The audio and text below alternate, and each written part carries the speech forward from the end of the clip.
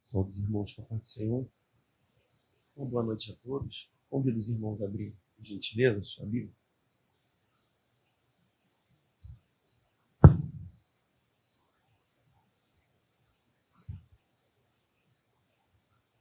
Em Tiago, no capítulo 4.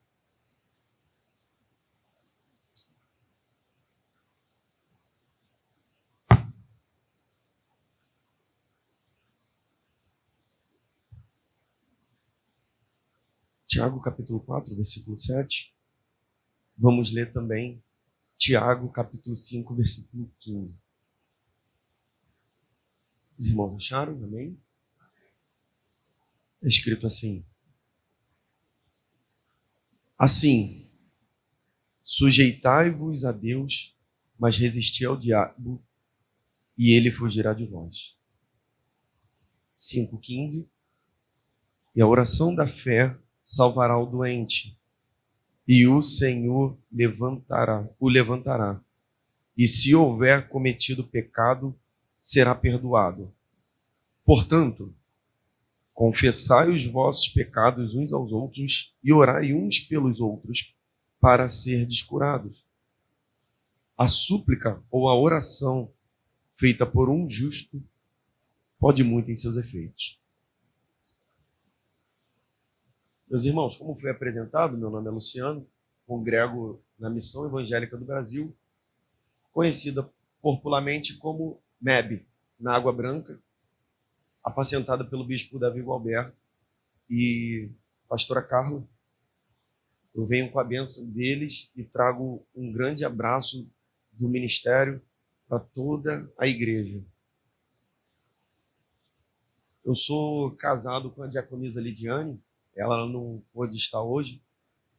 Meu filho, ele está um pouco gripado, não está muito bem de saúde, então optamos por ela ficar em casa para cuidar dele e não expor ele a esse frio. Quando a gente saiu de casa, eu moro em Realengo, eu falei, olha, se aqui tá frio, lá tem pinguim de cachecol. Lá o frio não é de brincadeira, então melhor prevenir. É. Meus irmãos, eu agradeço a oportunidade, o convite que me foi feito através do meu amigo Daniel. Foi canal de bênção para que eu pudesse estar aqui. E o pastor Henrique, o Daniel fala pastor Henrique, mas eu vi lá que é pastor Carlos Henrique. Henrique mesmo. Tá. Então, eu te agradeço a confiança que teve, agradeço o ministério, a recepção, e eu peço que os irmãos não criem expectativas em mim, mas que criem expectativas na palavra e que o Senhor fale aos nossos corações poderosamente. Tá? Prometo ser bem breve, eu prometo ser bem breve, mas se o Espírito Santo for conduzir, a gente vira a vigília aqui, né? Meus irmãos, no nascimento de Jesus, Mateus vai relatar os detalhes desse nascimento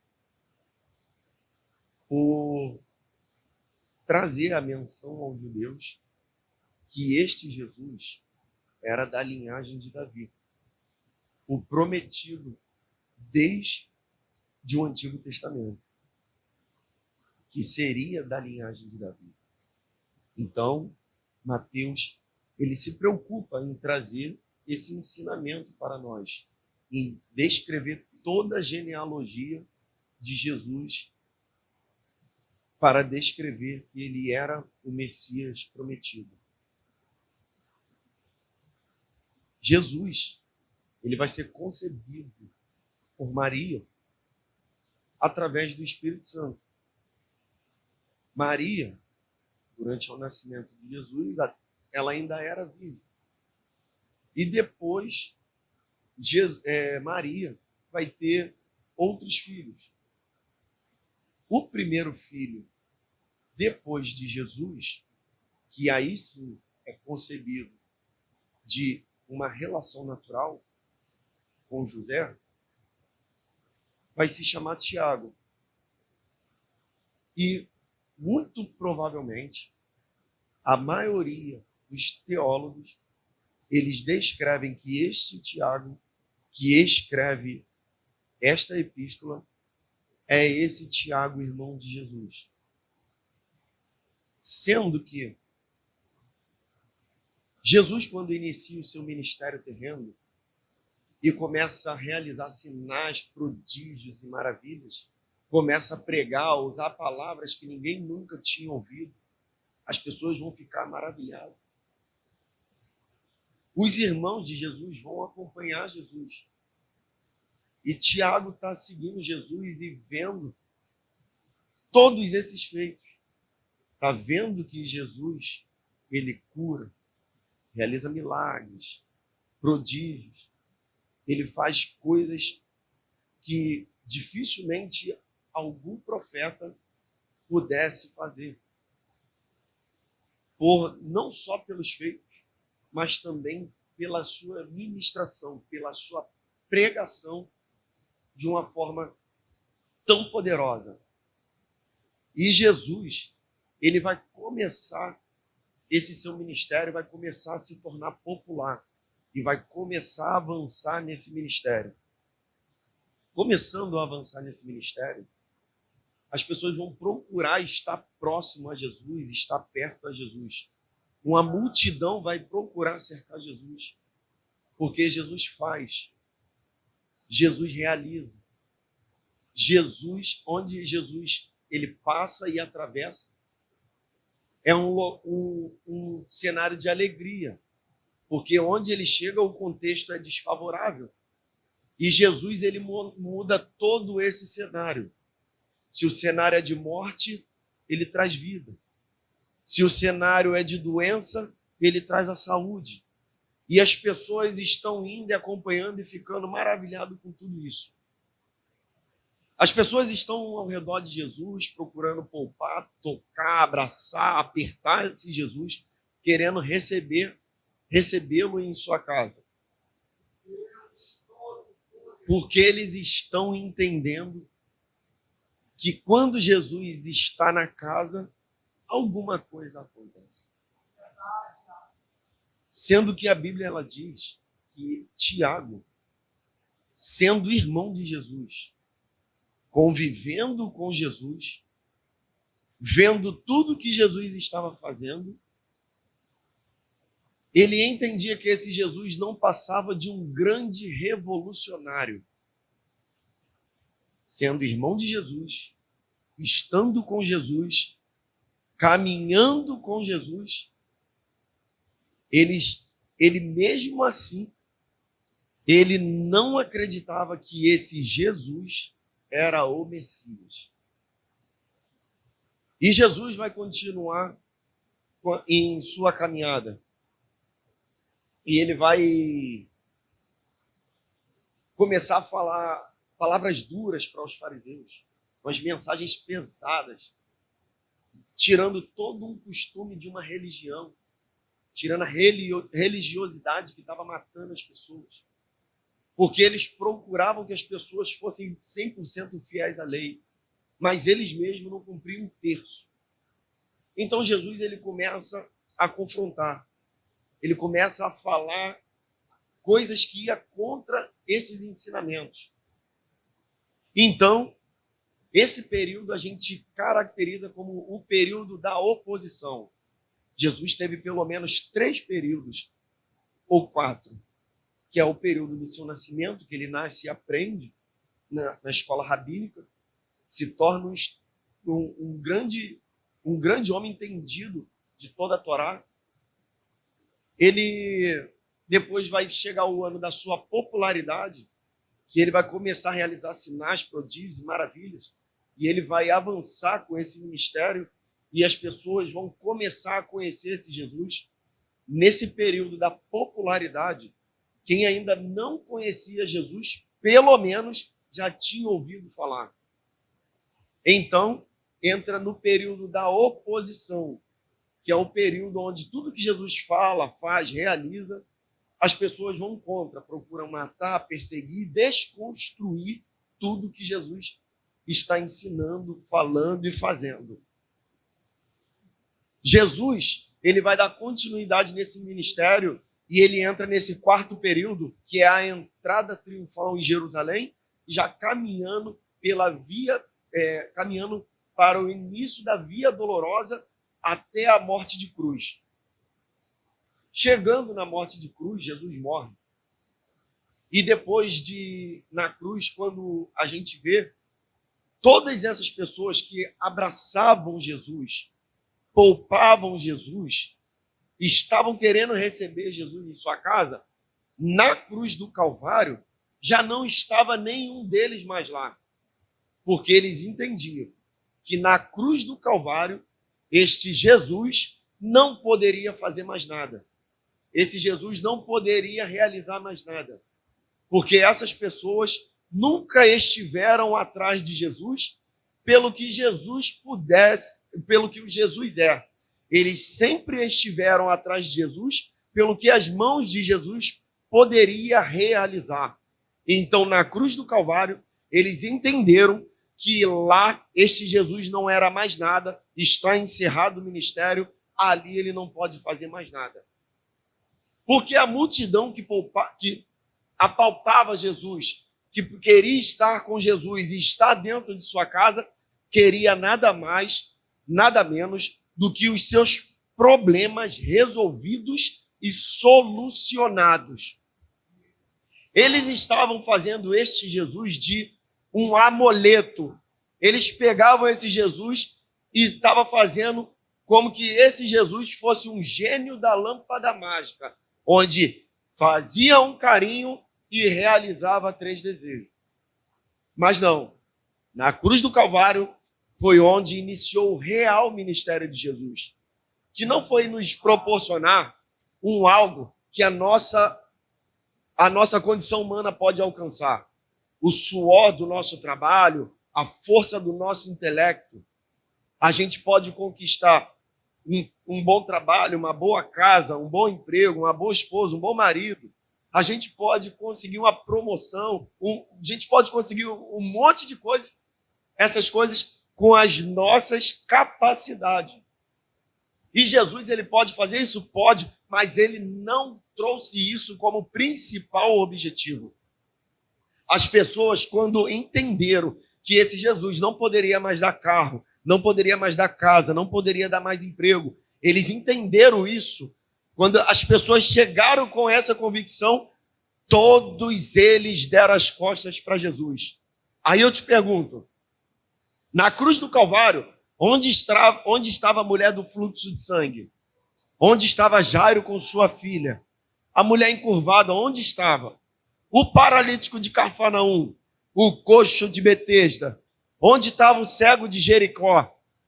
Todos esses deram as costas para Jesus, porque entendiam que esse Jesus não poderia fazer mais nada. Os meus problemas já estão resolvidos e solucionados, eu não preciso mais desse Jesus. Sendo que na cruz do Calvário, Jesus, ele não estava ali para realizar uma coisa momentânea, temporal e passageiro. Ele não veio, o ministério de Jesus para nós, não é para realizar algo que a gente pode conquistar com a força do nosso trabalho e com o suor do nosso trabalho, com a força do nosso intelecto. Ele veio nos proporcionar algo que a condição humana não pode alcançar.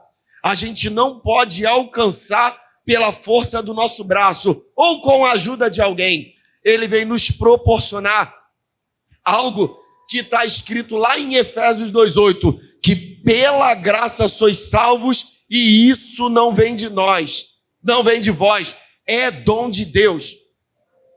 O que eu vim dizer nessa noite, que nós estamos aqui não para servir esse Jesus pelo que ele pode nos proporcionar, pelo que ele pode fazer pelas suas mãos, mas pelo que ele já fez em João 3,16, que amou o mundo de uma tal maneira que deu seu único filho para que todo aquele que nele crê não pereça, mas tenha a vida eterna.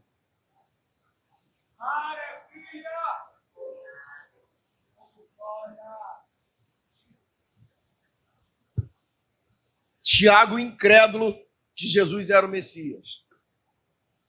E Jesus, morto no madeiro, é levado a um sepulcro emprestado.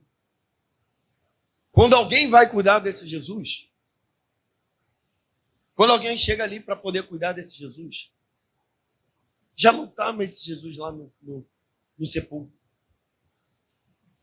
E Maria pergunta assim, onde está esse Jesus? Aonde o puseram? Ela pergunta para os anjos que estavam na porta do sepulcro. E os anjos falam assim, por que você procura dentre os mortos aquele que vive está? Quando ela dá as costas para se retirar, ela encontra com um homem. E ela pensa que é o jardineiro. E ela vira chorando e esse homem pergunta, mulher, por que choras? Ela vai dizer, porque levaram o meu Jesus e não sei onde o puseram. Então, ele vai dizer, mulher, não me detenhas. Aí que Maria, melhor dizendo, Maria, não me detenhas. Aí ela vai entender que este que fala com ela é o próprio Jesus. E enquanto eu lia esse texto, eu me perguntava por que Jesus chega para Maria e fala, mulher, ou Maria, não me detenhas. Se Isaías, no capítulo 43, no versículo 13, ele fala, antes que houvesse um dia, eu sou, e não há quem possa fazer escapar das minhas mãos, porque operando eu, quem impedirá? Então, se ninguém pode impedir, por que agora, então, Jesus vai chegar para uma mulher e vai dizer, não me detenhas? Aí eu fui entender que esta mulher estava chorando. Essa mulher estava chorando e o choro dessa mulher despertou a atenção em Jesus. Eu quero liberar uma palavra sobre sua vida que eu não sei se você está chorando por algum motivo. Alguma coisa tem te feito chorar nessa tua caminhada. Não sei se há alguma pessoa dentro da sua casa, no meio da sua família, ou no meio do seu trabalho, ou alguma coisa que você busca que está muito difícil. Eu tenho uma palavra para te dizer.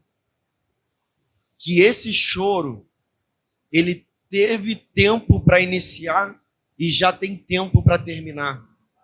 Porque a Bíblia diz que o choro pode durar uma noite, mas a alegria vem pelo amanhã. Eu não sei o quanto tempo você está chorando, intercedendo por uma só causa. Mas eu vim aqui te dizer que Ana, quando ela recebeu a promessa de que ela receberia um filho, ela descansou no Senhor. E o texto vai dizer que em um determinado momento, o Senhor se lembrou de Ana. Eu vim aqui para te dizer que a lágrima que você derrama não passa desapercebido diante dos olhos do Senhor. Você de repente está pensando que ele não está vendo, mas ele está dizendo, não me detenha, eu já vi a tua lágrima, eu estou aqui. Oh, aleluia! Oh, glória a Deus! E Jesus fala para ela assim, ó, vai lá e avisa todos os irmãos o que você testemunhou aqui agora. Que você me viu aqui. E ela sai dali para testemunhar aos irmãos. Essa é uma das passagens que me faz acreditar e muito no ministério feminino. Isso daí é uma outra conversa, uma outra história. Porque Jesus ele poderia ter chamado qualquer um dos discípulos para poder pregar a mensagem da ressurreição. E ele escolhe Maria para poder ir lá pregar aos discípulos. Então, ela vai lá e prega. E dentre essas pessoas que está testemunhando, está Tiago. E ela começa a ministrar aos discípulos, dizendo que esse Jesus está vivo, que ela viu ele vivo. E aconteceu isso. E Tiago, De repente ele pode não acreditar. Mas quando ele vê o Cristo ressuscitado, apresentando as mãos para Tomé, que também era um que oscilava, será que ressuscitou? Será que não ressuscitou? Então ele começa a acreditar. E ali ele tem a convicção que este Jesus é o Messias. Então, após a ressurreição de Jesus, que ele torna assunto aos céus, Tiago, ele passa a ser o apacentador dos cristãos judeus em Jerusalém. E ele começa a ensinar. E começa a pregar e falar tudo o que ele aprendeu com Jesus. E ele começa a ensinar como tem que ser o convívio entre os irmãos. E ele começa a falar, versículo 10, capítulo 4, versículo 10. Entristecei-vos, lamentai-vos e chorai, que o vosso riso se transforme em lamento e a vossa alegria em tristeza. Humilhai-vos diante do Senhor e ele vos exaltará. Irmãos, não faleis mal um dos outros. Quem fala mal de um irmão e o julga, fala mal da lei e a julga. Se julgardes a lei, já não é cumpridor da lei, mas juiz. E ele está começando a falar, começando a dizer, ao invés de cada um olhar para o outro, o que o outro está fazendo, por que não olha cada um para si mesmo e analisa o seu próprio comportamento? Ele está começando a falar com os judeus, vocês estão cobrando que eles exerçam a lei, mas vocês mesmos não exercem a terça parte dessa lei. E ele está vindo com a mensagem dura e dizendo que sobre as práticas que eles exerciam naquele momento, de oscilar em dois pensamentos. Ele vai de encontro aos ricos e aos pobres, que os ricos cada vez mais era pesado sobre os pobres para arrancar até a última fagulha que eles tinham. E ele começa a exortar e falar, vocês são gananciosos, vocês são ambiciosos, querem ter e possuir cada vez mais. O evangelho de Jesus Cristo nunca foi isso. Vocês estão pensando que é o quê? Tiago falando para a igreja de Jerusalém. Vocês estão pensando que isso é o quê? Para vocês chegarem aqui e fazer o templo de comércio. Para poder chegar aqui e pesar em cima dos irmãos. Quem são vocês para chegar agora e agir com ganância? E ser pesado, vocês são avarentos, vocês pensam em si próprios. E ele está com mensagem dura para os irmãos de Jerusalém, com a mensagem dolorosa. E ele vem falando. Eu vou ler a minha Bíblia tem uma versão um pouco diferente, eu vou ler na versão Almeida aqui, que ele diz assim, ó, de onde vêm as guerras e as pelejas? Versículo 1, capítulo 4. De onde vêm as guerras e as pelejas? E as pelejas entre vós, porventura não vem disto, a saber, dos vossos deleites? Ele está falando, de que vêm os conflitos, as guerras, as confusões no meio da gente? Vem das nossas próprias paixões, dos nossos próprios deleites. Ele está falando isso, dos nossos próprios prazeres. Porventura, não que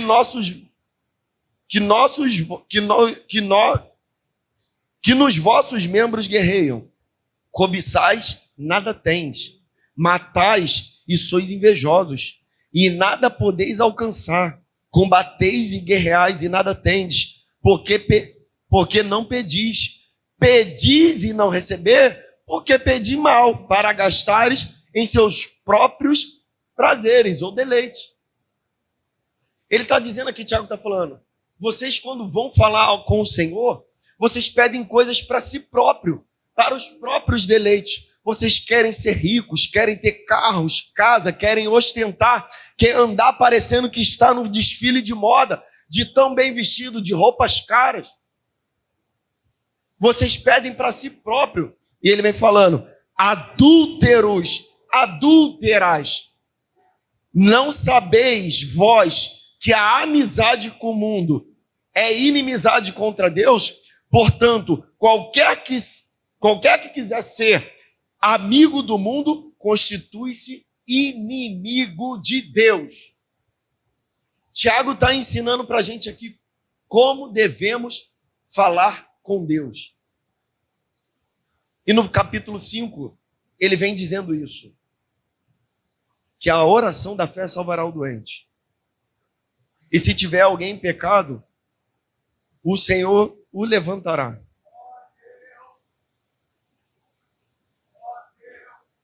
E nessa versão, se está alguém entre vós doente, chame os presbíteros da igreja e ore sobre ele, ungindo com azeite em nome do Senhor. E a oração da fé salvará o doente, e o Senhor o levantará. E se houver cometido pecado, ser-lhe-ão perdoados. Confessai as vossas culpas uns aos outros, e orai uns pelos outros para que sareis. A oração do justo pode muito em seus efeitos. Meus irmãos, agora eu faço uma breve aplicação e a gente caminha para o fim. A gente chegou num período em nossa vida que quando a gente vai orar para falar com Deus, é igual aquela multidão lá que a gente estava conversando aqui.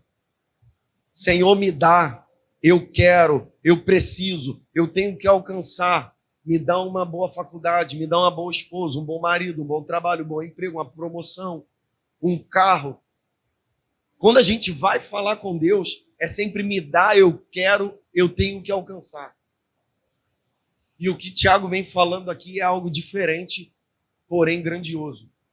Porque quando eu peço ao Senhor, me dá, eu quero, eu tenho que alcançar, é algo que vai ficar aqui na terra e não me conduz para a salvação. O que Tiago está ensinando para a gente aqui é algo grandioso, é algo extraordinário, é algo que a gente não pode alcançar, que é confessar a nossa culpa. Não é sair falando para todo mundo, não, mas pegar aquela pessoa de referência, de repente ao seu pastor, talvez a um seu líder, que você tem como referência, e chegar para ele e conversar. Eu preciso de ajuda. Eu estou indo de mal a pior. Eu preciso falar com Deus. Sendo que a minha oração com Deus é: Senhor, me dá, eu quero, eu tenho que alcançar. E Tiago está ensinando para a gente aqui, que a oração não tem que ser nesse formato. O formato da oração é: Senhor, me ensina a ser uma pessoa melhor. Me ensina a ser o marido da minha esposa. Me ensina a ser a esposa do meu marido. Me ensina a eu lidar com o ministério. Me ensina a ser um trabalhador na tua obra. Me ensina a eu honrar com meus compromissos. Me ensina a ser um homem responsável. Me ensina a cuidar do meu filho. Me ensina a eu ser uma boa esposa. Me ensina a eu ser uma cuidadora, uma adjuntadora. Tiago está ensinando isso. E o que o Tiago está ensinando é algo que vai te levar para o céu. Porque o que eu tenho não pode me salvar, mas o que eu sou é o que vai fazer a diferença. Essa é a diferença quando eu tenho um dom e quando eu tenho um fruto. Porque o fruto do Espírito, ele me salva. O dom, Jesus disse, naquele grande dia, muitos me dirão: Senhor, em teu nome eu profetizei, entreguei profecias, falei em línguas e entrei no manto. E ele vai dizer: apartai-vos de mim, que eu não vos conheço. Meus irmãos, eu vim aqui para te dizer que é melhor produzir bons frutos, dar bons frutos, do que ter dons. É melhor eu ser uma excelente pessoa do que eu ter muito e ter muitas pessoas me procurando pelo que eu posso proporcionar. O que Tiago está ensinando aqui é o seguinte: sujeitai a Deus, resisti o diabo e ele fugirá de vós. Tiago está nos ensinando o seguinte, que quanto mais eu me aproximo de Deus, mais fruto do Espírito eu tenho e caminhando para o céu eu estou indo. Mas ele também fala que sozinho a gente não consegue. A gente tem que interceder todos os dias. Senhor, me forja na tua obra, me forja na tua presença, muda o meu caráter. Eu quero ser uma pessoa honesta, eu não quero ser um omisso, não quero ser um mentiroso, não quero ser um falador, eu não quero ter uma língua comprida. Senhor, cuida de mim nesse processo, eu quero avançar. Eu convido o Juan para vir me ajudar, se puder. Juan, pode me ajudar, pastor?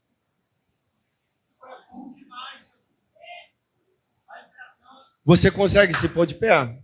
Por gentileza, por favor. Meus irmãos, o diabo tenta todo instante, todo tempo, querer te fazer parar. Oscilar em dois pensamentos. Vai ter momento que o teu irmão vai te irar. E você vai querer matar ele. Isso faz parte. Mas Tiago está falando. Resistir o diabo. E sujeitai-vos a Deus. E ele fugirá de vós. Uma das coisas mais difíceis na caminhada cristã é estabelecer um relacionamento interpessoal saudável.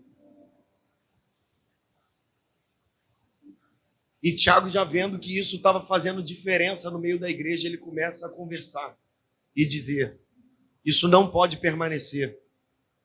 E o único jeito de parar isso é através da oração.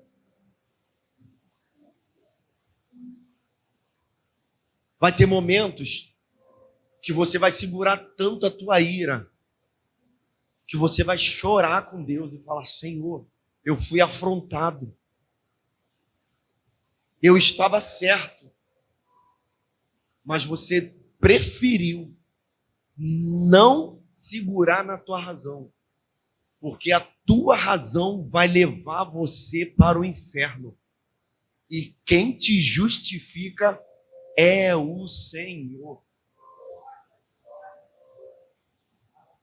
Vai ter momentos que você vai querer matar, vai querer esbravejar, vai querer sair da igreja por causa de um irmão, vai querer jogar tudo para o alto, pelo que está acontecendo.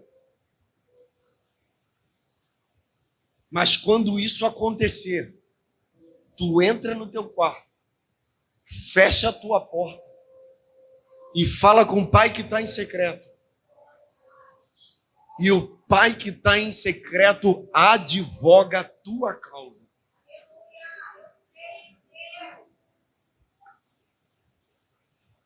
Esse período é só um momento de tempo. Esse período é só um momento de tempo e tudo isso vai passar. Vai chegar um momento em que nós não teremos mais conflito. Vai chegar um momento em que não haverá mais contenda, divisão entre os irmãos. Vai ter um momento que o Senhor vai separar o joio do trigo. E eu te digo que cada lágrima que você tem derramado tem valido a pena. Vai chegar um momento que o Senhor vai chamar e vai dizer: a hora é agora. Vinde, benditos de meu Pai. Vai chegar um momento que o Senhor enxugará do nosso rosto toda a nossa lágrima. E Paulo, ele fala aos Coríntios, no capítulo 15, versículo 51. Eis que vos digo um grande mistério. Na verdade, nem todos dormiremos, mas todos seremos transformados. No momento, num piscar de olhos, ante a última trombeta, porque a trombeta soará, e os mortos ressuscitarão incorruptíveis, e nós seremos transformados. Porque convém que isto que é corruptível se revista da incorruptibilidade, e isto que é mortal se revista da imortalidade. E quando isso que é corruptível se revestir da incorruptibilidade, e isso que é mortal se revestir da imortalidade, então cumprir-se-á a palavra que está escrita: tragada foi a morte na vitória. Onde está a morte o teu aguilhão? Onde está o inferno a tua vitória? Ora, o aguilhão da morte é o pecado e a força do pecado é a lei. Mas graças a Deus que nos dá a vitória por nosso Senhor Jesus Cristo.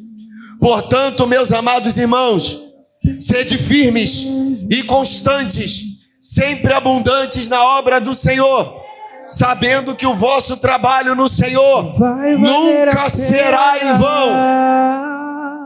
Vale muito a pena perseverar nesse evangelho. Vale muito a pena engolir muito sapo, engolir muita afronta. Pode se levantar, pode falar, mas você sabe que aquilo que você busca é algo eterno. E pode alguém tentar abalar a tua fé, pode o diabo tentar se levantar, mas ele fugirá de vós. Baixinho, eu vou fazer um convite. De repente você chegou aqui hoje com algo te afligindo muito. E você já tem orado já há muito tempo. E você já não encontra recursos ou resposta. E você está precisando de uma injeção de ânimo para poder revigorar. Tiago disse: confessai as vossas culpas uns aos outros. Aqui como igreja, reunida no Senhor, eu estou aqui hoje para me unir a minha força junto à tua. E a gente vai orar ao Senhor. E você receberá mais uma injeção de ânimo para caminhar até a vinda do Senhor. De repente você já estava sentindo as pancadas do diabo. O Senhor hoje te convida a se achegar mais diante de Deus. Se alguém até hoje se encontrou nessa situação, eu convido a chegar até aqui à frente para a gente fazer uma oração para a glória de Deus, e você vai ser renovado ou renovada nessa noite. Senhor, valeu a pena. Senhor, valeu a pena. Senhor, valeu a pena. Senhor, valeu a pena. O Senhor hoje toca no teu coração. O Senhor hoje toca no teu coração. Senhor, valeu a pena. E isso que te aflige, essa corrente que te prende, hoje vai ser quebrada para a glória do Senhor. Tiago disse: sujeitai-vos a Deus e resisti o diabo, e ele fugirá de vós. Hoje o diabo está batendo em retirada para a glória de Deus. Oh, aleluia! Vamos orar e falar com Deus. Deus, em nome de Jesus, a sua voz, nós te louvamos e te exaltamos, ó Pai, porque a tua palavra foi ministrada e penetrou entre as juntas e medulas.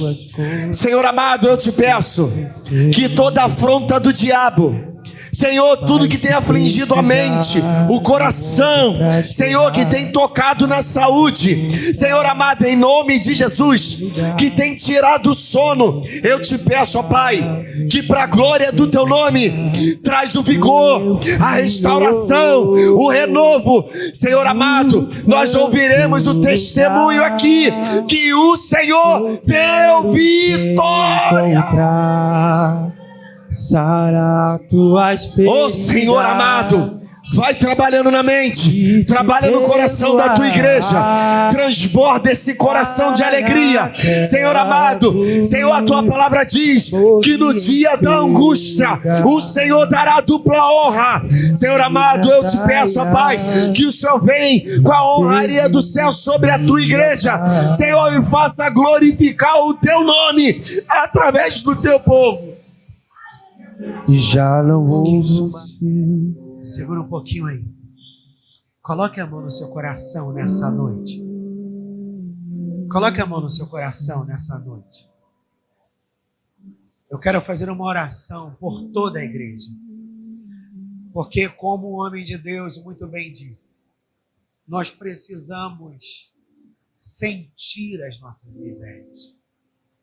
Nós precisamos nos humilhar debaixo das potentes mãos de Deus, para que no tempo dele ele nos exalte. Nós precisamos limpar as nossas mãos. Achegai-vos a mim, como diz a palavra, né? E eu me achegarei a vós. Senhor, na autoridade que é no nome de Jesus. Eu quero te agradecer por aquilo que o Senhor plantou dentro dos corações nessa noite. A palavra, ela nunca voltará vazia. E é por isso que eu te peço, Senhor, aquilo que nós não conseguimos fazer. Porque a gente não está num espetáculo, nós não estamos em um show. Nós estamos na tua casa. E esse lugar é chamado de Betel, casa de pão. E tu alimenta quem tem fome. Tu conhece a miséria e a fome de cada um. Espírito de Deus, que o Senhor esteja mudando a sorte, que o Senhor esteja mudando a mentalidade, e que de verdade, Senhor, se algum mal se levantou, que esse mal esteja caindo por terra, porque a tua palavra diz que vindo o inimigo, como uma corrente de águas, para nos derrubar, o Espírito do Senhor levantará a sua bandeira. Pai, que cada um de nós tenha sido despertado pelo teu Espírito, não para ficar correndo atrás de bênçãos. Tira isso do nosso coração, Senhor. Nós não queremos viver correndo atrás de bênção. Nós queremos buscar ao Senhor.